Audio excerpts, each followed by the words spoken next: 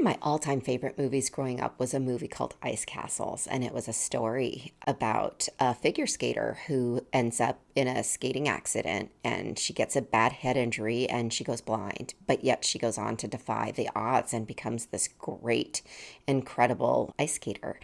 And I loved it so much that it's all I would play for many years. Full disclosure, I didn't quite ever get over that movie. It just meant so much to me. And a lot of it was filmed at the Broadmoor World Arena, which is very close to where I grew up. And so I recognized the scenery. And I think I also had a little bit of a hard time separating reality from the movies. And I just wanted so bad to be her. And I would blindfold myself and I would roller skate. Again, I wasn't maybe the brightest kid, or maybe I just didn't think things through. I'm going to give myself a little bit of credit. I think I was really fascinated with the medical end of it, and that such a head injury could cause somebody to go blind. And that, well, that was intriguing to me. It was interesting. But yet, I'm lucky I didn't get my own head injury because I would blindfold myself, put my skates on that had metal wheels nonetheless. We didn't have a we had a paved driveway, but it wasn't cement, so it wasn't smooth. And I would roller skate around and act out the whole entire part of being Lexi, but it was after she couldn't see. And that was my jam for many years. And I'm Nikki Lynn Chase. This is my podcast, Adult Chicken, and it's about my stories. It's about navigating life's unexpected as a single mom to two special needs kids. A lot of that navigating took just believing in miracles, believing in medicine, believing in magic. And to be quite honest with you, I never forgot about that story. I never forgot about how this ice skater triumphed and defied all the odds. And one of the first diagnoses they gave Sandler was that he had optic nerve hypoplasia, which I'd never heard of. But when I read about optic nerve hypoplasia, and again, he's a very tiny infant. I think when he was diagnosed with that, he was about 2 months old.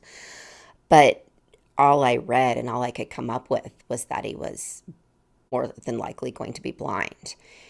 And I remember thinking back to, oh gosh, did I manifest this? You know, here I had been obsessed with Just Like Normal People, a movie from like the late 70s, and watched it relentlessly. I mentioned that in a previous podcast. And I thought, oh boy, you know, here I would act out being special needs. And now I've got two children who are special needs. And then I was so obsessed with the movie with the blind ice skater. And here my son has got optic nerve hypoplasia, and the outcome is more likely going to be that he is blind. He has very few optic nerves. And so the first sort of medical, that was the first introduction to medicine. And I'm thinking, this is heavy. This is his eyesight. I'm going to have a blind child. So after Sandler was diagnosed with this optic nerve hypoplasia, he got fitted for some glasses. And now you see kids in them all the time. And I think at that point, I realized, because back then they had just come out, they had started making the plastic ones. And they're really big. It looks like your kid is wearing swimming goggles around. And I remember I just thought, I mean, they looked so darn cute, but I thought it's sort of time to let go of the aesthetics of everything. Like, what's important was not how he looked in pictures. None of that mattered anymore. It was what's going to help him see. How are we going to hopefully give him some sort of vision and some sort of help? The next thing that happened was they sent us immediately to urology, and there was a situation with his testicles. And I remember, with a chromosomal imbalance, there's sort of a generic packet I was handed by the geneticist. And fortunately, Google was it was a lot less accessible. I don't think you could just go on your phone and look it up. You'd have to actually log into a computer and then research it. I mean, it existed, but it wasn't what it is now. And I knew I didn't want the information, but the only thing I happened to read on that packet was one line that said the potential for undescended testicles. And I'm like, nope, not reading another word. Like, that was talking about my son's manhood. That was talking about his balls. Like, no. And then, sure enough, we get sent to the urologist because he's got these undescended testicles. And I'm thinking again, oh shit, did I manifest this? Because this is the only thing I had read up to that point that would be a potential problem, just to avoid increasing my anxiety with all the medical possibilities. So we go see the urologist, and I immediately he's talking to me, and I'm actually understanding what he's saying to a certain degree. He's really talking to me like a human, and he's explaining that his are incredibly far up, and with his laundry list of already what they have discovered in the laundry list of medical concerns, it was important to do it and do it quickly and do it sooner than later because they weren't going to come down on their own. And there's this instant trust, which brought on, I think, an instant crush. And this is my first crush on a doctor because I'm like, this guy is kind of like a god to me. He's going to save my kids nuts. He's going to get those cojones and he's going to bring them down. And that was the first surgery Sandler had. And he was about 6 months old. And that was my introduction to what my entire future was going to be like. I remember I went to the hospital all by myself because the kid's father couldn't handle it. Nobody in my family even wanted to know about it, and nobody accompanied me. And I thought, okay, well, I mean, I don't think I thought about it. It just was what it was. And I went to the hospital and I sat outside and I couldn't sit. I just paced back and forth and having no idea that it was something, you never get used to it. But I just remember I'd signed off. Like that was the first time I'd really signed off on the paperwork of potential. Like, I understand my kid may not wake up. And I just thought, wow, this is scary. This is a lot. And the doctor came out and I'm pacing outside again. I just needed air. I needed to just breathe, and I don't sit still anyway, but I just couldn't sit still. And he comes out and says, he has a picture. I don't understand the picture at all. And he said, we didn't bring him down today. He was included. He was a big part of the team that had created a procedure, and they had to build a channel to bring down the balls. And he said, this is complicated. It's a lot more complicated than originally thought. And they're way up there. And I thought, oh my goodness, like this is bad. But there was such a trust instantly with this particular doctor that I didn't really fear. I didn't allow myself. There was something within me that was like, this is all going to be fine, and we're just going to go with it. So in between the two testicle surgeries, Sandler's diagnosed, and then also Bootsy diagnosed with MRSA. So we start seeing an infectious disease specialist, and they're also both diagnosed. Bootsy actually was before. The first thing she was diagnosed with was Raynaud's phenomenon, and then now Sandler's got Raynaud's phenomenon, which is in the lupus family. It's not a terribly unique phenomenon or diagnoses, but it is for children. And Bootsy, when we went down to Children's and she was diagnosed, he said he'd never seen a kid. She was the first documented case he'd seen in somebody her age. I think she was about 2. That was the first thing that she was ever diagnosed with, or that was recognized as a medical issue. And of course, that was long before I knew she had exactly what Sandler had. And it's prevalent in women over 40. It's in the arthritis and lupus family, and it can be an extremely painful disease. Of course, that was terrifying because I heard the word painful, and they couldn't believe my kids weren't experiencing pain, or there weren't like severe outbursts of tears and just cries of help and pain. But they do both have an extremely high tolerance for pain, which has been discovered throughout their lives. Then in between, also Sandler ends up on the feeding tube. So we've gone, I've gone now enter in, this is becoming my normal, which you never get used to it because it's all of it scary. But it sort of kept me on my toes and in mom mode. I'm in advocate mode. I'm in student mode because I'm educating myself on all these things that are being thrown at me from a medical standpoint, and I want to understand them. So I'm getting a crash course in how to be a nurse. I'm getting a crash course in genetics. I'm getting a crash course in all of it. And it kept me busy enough to where that's probably what kept me able to continue to make these decisions. It became just second nature. So then we're on to scheduling his second round of testicle surgery. In the meantime, I'm going to children so often for all these other treatments and things that they need, more so Sandler. But I'm seeing the urologist. He happened like seemed to just happen every time we were down there. He'd be doing surgery, so we'd see him when we're at the hospital. And I just the crush, oh my goodness, crushing so hard, and I just would see him in his scrubs. And he just represented the hero. He was the hero of the hospital for me. He took away the melancholy of it all, and he represented sort of the medical miracles. And he was the superhero to me because this was the guy that was going to save there was no doubt in my mind he was going to save my kids' manhood. And I remember I even, I'd see him down there so often and I'd notice his shoes. I've always noticed the first thing I look at is a guy's shoes to see if I'm remotely interested. And clogs were never really my thing, and that wouldn't have been my what I gravitate towards. But he was the guy, and he was my superhero. So I saw that he had clogs because he was a doctor, and I'm like, went home and I bought myself clogs. Fortunately, lived in the mountains, and clogs were actually kind of a thing. But I got the same exact ones I would see him wearing.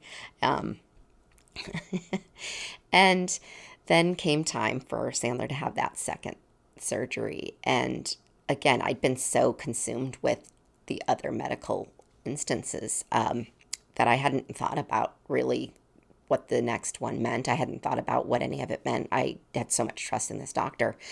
And he came to see me. I'm in pre-op and I've got Bootsy in tow. And he says to me, Nikki, I'm not completely optimistic about this. He said they're really up in there. Hopefully this channel thing will work, and I might not be describing that completely right, but he said if not, we're going to have to discuss, hormone replacement, and then I'll have you see endocrinology. And he starts getting into that whole aspect and facet of medicine. And then it dawned on me, I knew testicles meant it's just that region of your body. But I thought, oh God, if he doesn't have his balls, we're talking like we're talking a whole new game here. And oh my God. And I burst out crying, and I looked at him and I said, it was just his birthday. You give him 2 balls for his birthday. And then I sat in the waiting room and I sat with Bootsy, and the procedure took much longer than planned. I think it actually took an entire hour longer, and they call you on a landline as you sit in the waiting room. And it rang, and he called and he said, we're done. I'm sorry it took longer than we thought. And I will be out in a moment, but he's in recovery. And he walked out, and he had those clogs on. We had our matching clogs on because I'm the crazy lunatic that went and got myself matching hero clogs. And he came out with those scrubs and that hat bandana thing on, and he said, Nikki, he's got 2 birthday presents today.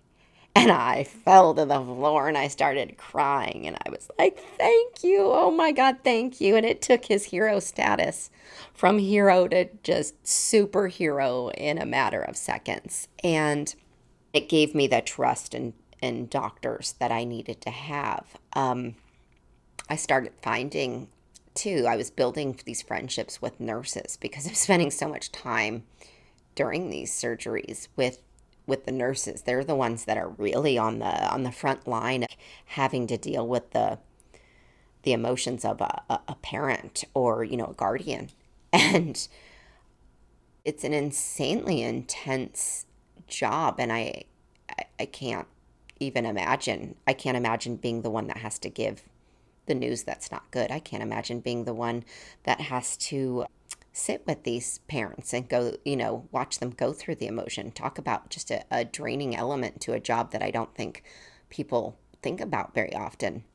Once we get to California, fortunately, technology has kind of upped a little bit, and I started realizing how intertwined the children's were, and they completely communicated. But it took a lot of being an advocate. It took a lot of work on my end and a full-time job to just keep the paperwork straight and to make sure we were seeing the right doctors. And as much as they are working towards getting better at helping facilitate transfer of information and getting you dialed in to see the specialist, we have such a crazy laundry list that it wasn't actually until both kids needed to be seen for cranial facial surgery. And they did it for Sandler. He ended up having the surgery, and Bootsy did not, but they had to see. That's when they put together a panel of 8 to 10 specialists, and you see them all at once in one fell swoop at an appointment. So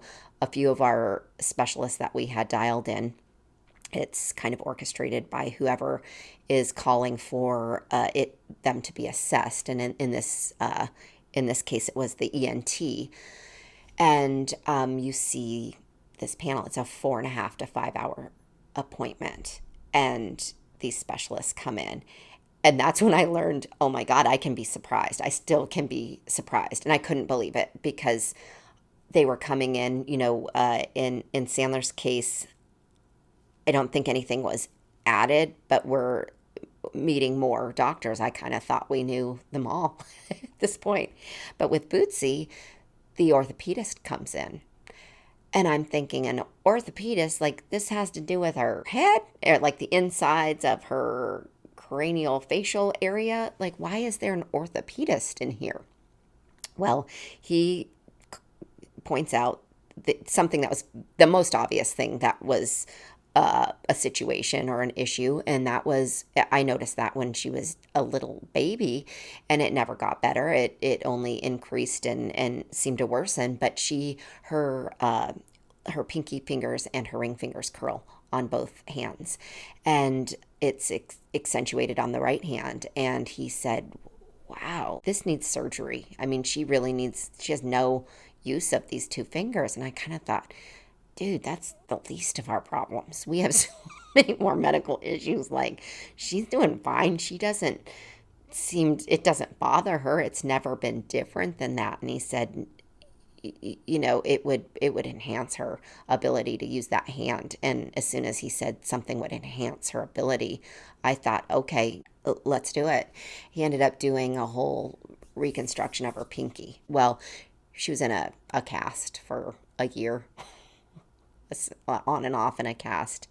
It didn't do a whole lot of good, but she had her first doctor crush, and she loved this doctor. And she looked forward to all of her visits, and it was hysterical. The nurses started picking up on how different she was from when they would come into the room, and then when the doctor would come in, this orthopedist would come into the room, and Bootsy would light up like a Christmas tree. And it was very interesting to navigate the whole process of both kids going to some of the same doctors, but then Bootsy being a female and having different issues, having to go to a whole other set of doctors. And it's very time consuming, but it was what I needed to do. It continues to be and will forever be what I need to do for these two kids. Well, then we enter the next phase of life, and her doctor, her pediatrician, starts saying, Nikki, it's time to think about, like, she needs a gynecologist, essentially. And I'm like, no, we're not ready for that. Like, this is uncomfortable. I am not ready for that next step of my future. And sure enough, I did my homework, and I found her a doctor. And I was very selective of who I picked. And though I did my homework, and there was a lot of discussion amongst some of the medical staff that I knew, and just made sure that, I was very comfortable with who she was going with, and I knew that I would be there by her side. Enter in Bootsy's second crush. And it's become quite the thing at CHOC, which is Children's Hospital of Orange County, because she definitely has a type. And her type is the doctor type. We haven't been to children's a lot since COVID just because, it's more based on a necessary thing. And we'd been going so much when Bootsy had that surgery on her hand. We had been going to physical therapy there, sometimes two, sometimes three times a week. And it had been so much. And we hadn't been there very often except for just sort of routine visits. Well, then we just go to get Sandler's x-rays done. And of course, he's tattooed. He's very into tattooing his arms. And he had written one of our good mom friends' name on his arm. And Vanessa written on there. And we're walking in. And I'm just thinking, I feel so lucky that we're just here to get x-ray, like an in and out sort of situation. I don't know what the outcome's going to be, of course. And this could mean just another chapter in our medical story where we're going to spend a whole lot of time here. The endocrinologist had said we're going to be really good friends. I can tell you that much. We're going to be spending some time together. But I liked his approach at saying that it kind of probably meant we were going to be there quite often. But this was just the beginning of that, and it was unknowing, and I didn't know where we were going. But I just remember walking in to go get those x-rays done. And I took notice of a couple of women sitting in some chairs, and there were tears. There was so much praying going on. And I thought, oh my gosh, please let everything be okay. I mean, you can only imagine what they were going through. And I thought, gosh, I'm glad I've never been in that situation. And then it sort of dawned on me, you've been in that situation so many times. You haven't been sitting with somebody and you haven't been the outsider seeing yourself in that situation, but you've been in that situation so many times. And it was so hard to see. And we went in to get Sandler's x-rays, and Sandler, with his tattoo on his arm, he said, do I have to get new bones? And that broke my heart because I realized how unaware he was of why we were there. And because I didn't want to over-explain, I didn't want to scare him. I don't feel like I want them to know what it is until we know until I understand it, until the doctor understands what it is. There's no reason to get them excited or nervous. I even try to sort of downplay it for myself until I actually know. And the x-ray technician said, anybody with a cool tattoo like that with the name Vanessa written on his arm, you're not getting new bones. Your bones are cool. And I just thought it was such a great and perfect approach. He didn't know Sandler, but it was the perfect thing Sandler needed to hear to just ease Sandler's mind. And we got the x-rays and we turned and walked out of there. And I just felt eternally grateful we were able to walk out. But my empathy, my sympathy, my feelings, understanding what these women were going through because they were still sitting in the same spot and just praying so hard. And of course, I don't know the outcome. I don't know why they were there. I can only imagine. And I won't know the outcome. And I just hope so much that it turned out the way we all want it to turn out when our loved one is hurt, sick, or injured. But to me, that whole side of what my kids have can represent so much melancholy, but it can represent so many miracles. Obviously, it represents medicine and it represents some magic, because when things miraculously turn out okay because of medicine or just because the miracles, like when Bootsy's ear repaired itself, so many things happen.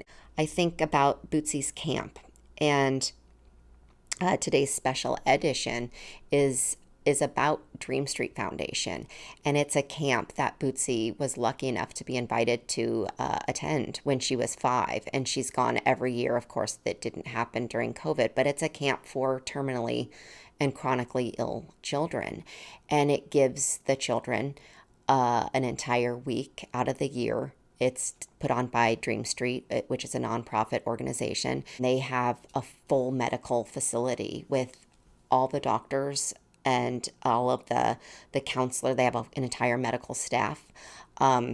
These kids are really sick, and or some of them are chronically ill.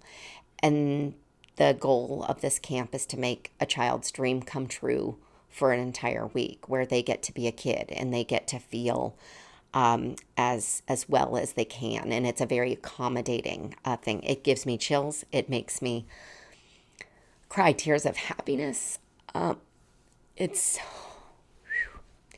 it's life-changing. It's an incredible experience. A lot of the kids, they don't make it from year to year. A lot of them, Bootsy's been one of the lucky ones, and she's been able. Excuse me. A lot of, I think, parents take for granted the fact that their kid could go to any camp, or there's sort of a list of camps that they get to choose from. And if finances are no object, that's one thing. But if you've got needs, or you've got medical needs for your child, you can't just comfortably send them to a camp, and they miss out on that opportunity. And what Dream Street has done is given kids who are sick the opportunity to go to a camp and have the wherewithal to enjoy themselves. And it gives the parents, of course, the comfort and the ability to send their kids somewhere where their medical needs will be met and taken care of. Fulfilling children's dreams is something that we're about. So if we can be a part of it and make it happen, that's what we do. Particularly in this day and age, what's so refreshing about camp, it's a place of unconditional love. The idea was to bring all these children together to know that they weren't different. Dream Street is a non-profit organization that provides camping programs for children and young adults with chronic and life-threatening illnesses. These kids, a lot of them live normal lives. They live normal lives up to a certain point, and then their lives switch and change on them. And it's a whole new experience that they feel left in the dark. This place is a safe haven, showing that you're not alone. We can't always cure what these kids have, but we can give them the time of their lives. Everyone is taken care of precisely how they need to be taken care of. Nothing is beyond the capacity of Dream Street. My favorite activity at camp is the dances where I could dance my heart out. So in lieu of my birthday, please donate to dreamstreetfoundation.org. It is the most worthy cause. Each and every one of these kids is so appreciative of it. It means the world to them, but it also means the world to their parents. Getting that 1 week off in the summer where they know their child is being taken care of, medically speaking, emotionally speaking, and has the best week of their entire lives. Also, in lieu of my birthday, I will be taking a couple weeks off. I will return September 1st. In the meantime, please catch up on episodes you've missed, or maybe the ones that are so cringeworthy you want to listen again to feel much better about your life. And also, please like, follow, share, subscribe, review if you've got a good one. You can find me on adultchicken.com. Get the .com in there. Also, Apple and Spotify podcasts, Adult Chicken. You can find me on YouTube, Adult Chicken, as well as Instagram and TikTok, adult_chicken. Enjoy the break from hearing me run my mouth, and I'll catch you in September.